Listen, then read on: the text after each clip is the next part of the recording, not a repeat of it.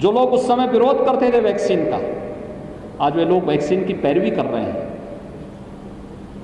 Vaccine ये free में दिया जा रहा है 45 सेवाओं पर भारत सरकार के सहयोग से, और 18 से 44 के बीच में प्रदेश सरकार स्वयं वैक्सीन खरीद करके इस वैक्सीनेशन के अभियान को आगे बढ़ा रही है। 3,07,000 टेस्ट किए हैं 24 घंटे में, 3,07,000 टेस्ट। और अगर हम लोग पूरे प्रदेश के अंदर कोरोना कालखंड में किए गए टेस्ट की बात करें तो ये संख्या हमारी 4,65,00,000 को क्रॉस कर जाती है। देश के अंदर सर्वाधिक टेस्ट हैं। पॉजिटिविटी रेट एक समय उत्तर प्रदेश के अंदर लगभग 17% के आसपास पहुंच चुकी थी, आज वह घट करके 2.4% के आसपास है। CFR प्रदेश का 1% के आसपास है।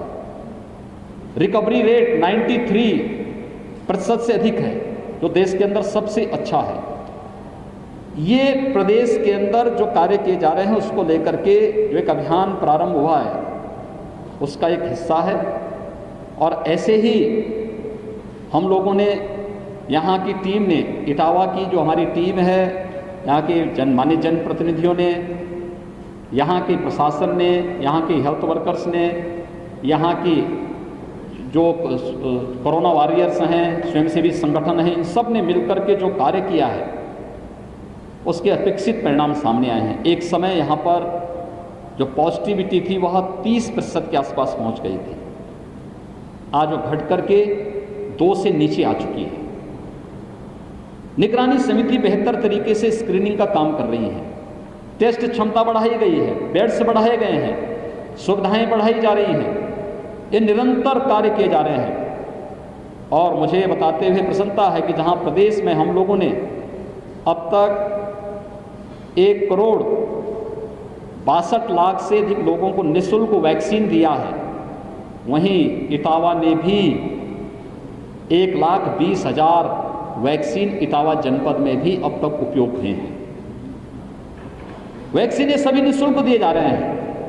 अब तो उत्तर प्रदेश में दिए जाने वाले वैक्सीन के कार्यक्रम को जो आदरणीय प्रधानमंत्री जी ने 16 जनवरी को पूरे देश के अंदर लॉन्च किया था, जो लोग उस समय विरोध करते थे वैक्सीन का, आज वे लोग वैक्सीन की पैरवी कर रहे हैं।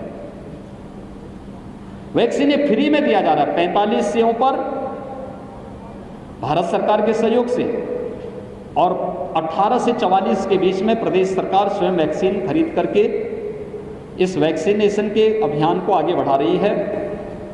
18 से 44 के बीच में अभी हम लोग 23 जनपदों में इसको लेके चल रहे हैं। हम धीरे धीरे करके इसका विस्तार कर रहे हैं। हमारा प्रयास है कि जून में जितना वैक्सीन हम प्रतिदिन दे रहे हैं इसको हम दोगुना से ज़्यादा बढ़ा करके अधिक से अधिक लोगों तक इसके कवरेज को पहुंचाने की व्यवस्था करें। प्रदेश ने वर्तमान परिस्थिति में कोरोना के खिलाफ जो अभियान प्रारंभ किया है ये तो सफलतापूर्वक आगे बढ़ ही रहा है। हमने 3rd वेव की आशंका के भी समाधान की कार्रवाई अभी से कर दी है। हर मेडिकल कॉलेजेस को 100 बेड का पीडियाट्रिक ICU बनाने के लिए निर्देश दिए गए हैं। हर डिस्ट्रिक्ट हॉस्पिटल में भी 25 से 30 बेड का पीडियाट्रिक ICU के निर्माण की कार्रवाई प्रारंभ कर दी गई है। ऑक्सीजन प्लांट प्रदेश के अंदर 300 से अधिक वर्तमान में या तो निर्माणाधीन हैं या प्रस्तावित किए गए हैं, जिससे हर जनपद ऑक्सीजन में आत्मनिर्भर हो सके। इस कार्रवाई को सफलतापूर्वक आगे बढ़ाने का कार्य किया जा रहा है। भारत सरकार का इसमें बहुत बड़ा सहयोग हो रहा है। फर्स्ट वेव की तुलना में ऑक्सीजन की आपूर्ति ज़्यादा होने के कारण, डिमांड ज़्यादा होने के कारण आपूर्ति के लिए भारत सरकार के सहयोग से ऑक्सीजन एक्सप्रेस चलाई गई। एयरफोर्स के विमानों के माध्यम से ऑक्सीजन की आपूर्ति में सहयोग लिया गया और ऑक्सीजन में कहीं कोई दिक्कत न हो इसके बारे में निरंतर नित नए प्रयास केंद्र और प्रदेश सरकार के द्वारा किए जा रहे हैं और आने वाले समय में हर जनपद ऑक्सीजन के क्षेत्र में आत्मनिर्भर होगा। प्रदेश सरकार ने ये भी तय किया है, अभी जो हमारी कार्रवाई चल रही है, एक तो कम्युनिटी किचन, हर जनपद में कम्युनिटी किचन का प्रारंभ, हर जरूरतमंद को रिक्शा चालक है, ई रिक्शा चालक है, स्ट्रीट वेंडर है या मरीज के परिजन हैं, उनको भोजन मिल सके। मरीजों का उपचार निःशुल्क है। जो सरकारी हॉस्पिटल में या सरकार के द्वारा टेक ओवर किए गए हॉस्पिटल है, वहाँ पर निःशुल्क उपचार की, भोजन की व्यवस्था हर पेशेंट को उपलब्ध कराई जा रही है। लेकिन जो हॉस्पिटल जहाँ पर हॉस्पिटल में चूँकि हम कोरोना कर्फ्यू में हैं, तो मरीज के परिजन, रेस्टोरेंट बंद चल रहे हैं। एक बात कही, हर प्रशासन को निर्देशित किया गया है कि मरीज के परिजनों की भी व्यवस्था कम्युनिटी किचन से कम 2 समय का भोजन की व्यवस्था उन लोगों के लिए जरूर हो। और ये व्यवस्था मैं धन्यवाद दूंगा अपने विधायक को, जिन्होंने यहाँ पर सफाई में, इस मेडिकल कॉलेज में स्वयं उन्होंने अपनी ओर से एक निःशुल्क कैंटीन प्रारंभ किया है। जिला हॉस्पिटल में भी यहाँ पे व्यवस्था चल रही है और भी जगह पर जो कार्यक्रम चल रहे हैं, ऑक्सीजन प्लांट इन लोगों ने न केवल यहाँ पे हॉस्पिटल में उपलब्ध कराए हैं बल्कि CSCs में भी उपलब्ध करवाने की कार्रवाई की है। एक जागरूक जनप्रतिनिधि के रूप में जिस प्रकार के दायित्व का निर्वहन होना चाहिए, उस कार्यक्रम को ये लोग निरंतर आगे बढ़ाने का कार्य कर रहे हैं। इन्होंने सफलतापूर्वक उस कार्यक्रम को आगे बढ़ाया है। केंद्र सरकार के द्वारा प्रधानमंत्री गरीब कल्याण पैकेज के अंदर मई और जून में हर व्यक्ति को, हर गरीब जरूरतमंद को निःशुल्क खाद्यान्न वितरण की व्यवस्था 20 मई से प्रारंभ हो गई है। 30 मई तक ये कार्यक्रम चलेगा। मई प्रथम सप्ताह में हम लोग प्रदेश सरकार के द्वारा भी निःशुल्क खाद्यान्न हर एक जरूरतमंद को, 15 करोड़ से अधिक लोग उससे लाभान्वित होंगे। 3 महीने तक ये व्यवस्था हम पहले चरण में लेने जा रहे हैं। जून, जुलाई और अगस्त में हर जरूरतमंद को ये भोजन, निःशुल्क खाद्यान्न, ड्राई राशन उपलब्ध करवाने का कार्य होगा।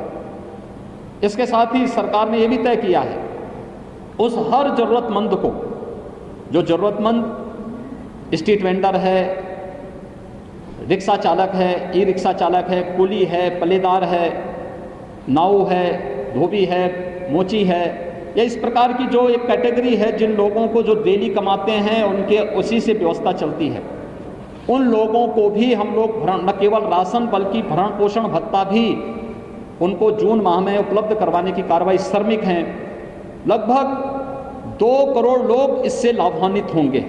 श्रमिक और इन सभी को, श्रमिक वर्ग को, संगठित और असंगठित क्षेत्र के श्रमिकों को पहले से सामाजिक और स्वास्थ्य की गारंटी सरकार ने उपलब्ध करवाई है। हर एक श्रमिक को 2 लाख, दुर्घटना होने पर 2 लाख की उनको सामाजिक सुरक्षा की गारंटी और 5 लाख रुपए का उनके लिए स्वास्थ्य बीमा का कवर उपलब्ध करवाने की कार्रवाई सरकार ने पहले उपलब्ध कराई है। वर्तमान में उनको ये सुविधाएं अतिरिक्त प्रदान की जा रही है। सरकार ने तय किया है कि जून प्रथम सप्ताह में हम लोग प्रत्येक जनपद में, अभी हम लोगों ने जो अलग अलग कैटेगरी को हमने लिया था, पहले चरण में आपने देखा होगा 16 जनवरी से जब एक कार्यक्रम प्रारंभ हुआ था, हेल्थ वर्कर को हम लोगों ने पूरी तरह वैक्सीनेट करने की कार्रवाई की थी। इसके बाद कोरोना वॉरियर्स को लिया था, फिर 60 वर्ष के ऊपर के लोगों को लिया था, फिर 45 वर्ष से ऊपर के लोगों को 1 अप्रैल से प्रारंभ हो गया था।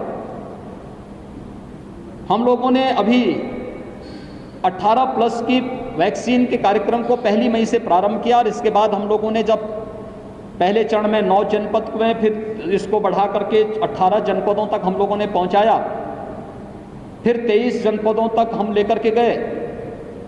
हम लोगों ने इसके साथ ही ये भी जोड़ा कि हाई कोर्ट की दोनों बेंच में, हाई कोर्ट की लखनऊ बेंच और इलाहाबाद हाई कोर्ट, वहाँ पर न्यायिक अधिकारियों को और उनके वहाँ जुड़े हुए जो कर्मचारी हैं उनके और उनके परिवार के लोगों को वैक्सीन की कार्रवाई, और मीडिया के लिए भी हम लोगों ने 2 जगह, एक नोएडा में और दूसरा लखनऊ में सूचना भवन में उनको वैक्सीन देने की कार्रवाई वहाँ पर दोनों जगह सफलतापूर्वक संचालित हो रही है। सरकार का अगला कदम है कि हर एक जनपद में हम न्यायिक अधिकारियों को और मीडिया को भी वैक्सीन देने के लिए अलग सेंटर उनके लिए बनाएंगे। जहां न्यायिक अधिकारी रहते हैं वहां पर हम लोग उनके लिए, जहां observation waiting area, observation area होगी या उनकी डिस्पेंसरी होगी, वहां पर उस प्रकार की सुविधा क्रिएट करके ये सुविधा वहां पर उपलब्ध वैक्सीनेशन की कार्रवाई को जोड़ेंगे। जहां पे प्रेस क्लब होगा या प्रेस क्लब नहीं होगा तो किसी अन्य सार्वजनिक स्थान पर जहां वेटिंग और ऑब्जर्वेशन एरिया देंगे, वहाँ पर इस वैक्सीनेशन के कार्यक्रम को भी हम युद्ध स्तर पर आगे बढ़ाएंगे, जिससे थर्ड वेव आने के पहले हम लोग इन लोगों को तो हम पूरी तरह वैक्सीनेट कर ही सकें, लेकिन साथ साथ ये भी व्यवस्था की जा रही है कि हम चिन्हित करेंगे कि 10 वर्ष से कम उम्र के जितने बच्चे हैं उनके माँ बाप को भी हम वैक्सीन से आच्छादित करने की कार्रवाई कर सकें और थर्ड वेव के पहले एक सुरक्षा कवच हर एक परिवार को भी उपलब्ध करवाने का कार्य कर सकें। सरकार की ये कार्रवाई वर्तमान में चल रही है। इटावा के अंदर यहाँ पर हमारे जनप्रतिनिधिगण, यहाँ का प्रशासन, स्वास्थ्य विभाग, सभी लोग मिलकर के एक टीम भाव के साथ काम करते हुए कोरोना की सेकंड वेव को, जिसके सामने दुनिया की बड़ी बड़ी ताकतें पस्त होती हुई दिखाई दी, लेकिन वहाँ पर यहाँ के सभी लोगों ने मिलकर के इस कार्रवाई को शासन के साथ मिलकर के पूरी मजबूती के साथ आगे बढ़ाया है। और मेरा विश्वास है कि सेकेंड वेव पर हम पूरी तरह नियंत्रण करने में इस महीने के अंत तक काफ़ी हद तक सफल हो जाएंगे। हम इसके साथ ही थर्ड वेव की भी अभी से हमारी पूरी तैयारी है और उसको भी हम सफलतापूर्वक आगे बढ़ाएंगे। मेरी आप सबसे भी अपील है, हम प्रत्येक नागरिक को कोरोना के प्रोटोकॉल का पालन करने के लिए प्रेरित करें, जागरूक करें। और वैक्सीन ये मुफ्त में दिया जा रहा है, इस मुफ्त में वैक्सीन के प्रति लोगों को जागरूक भी करें कि ये वैक्सीन सुरक्षा का एक कवच है, हर एक व्यक्ति को सुरक्षा कवच दे सकता है। हम वैक्सीन लगाने में परहेज न करें, बल्कि हर व्यक्ति वैक्सीन लगाएं। मुझे प्रसन्नता है कि इटावा जनपद में अब तक 1,20,000 से अधिक लोगों ने वैक्सीन लिया है और लोगों में इसके प्रति जागरूकता है। ग्रामीण क्षेत्र में भी CSCs को, यानी कॉमन सर्विस सेंटर को रजिस्ट्रेशन का केंद्र बिंदु बनाकर के हम इस कार्रवाई को आगे बढ़ाने का कार्य करेंगे। धन्यवाद।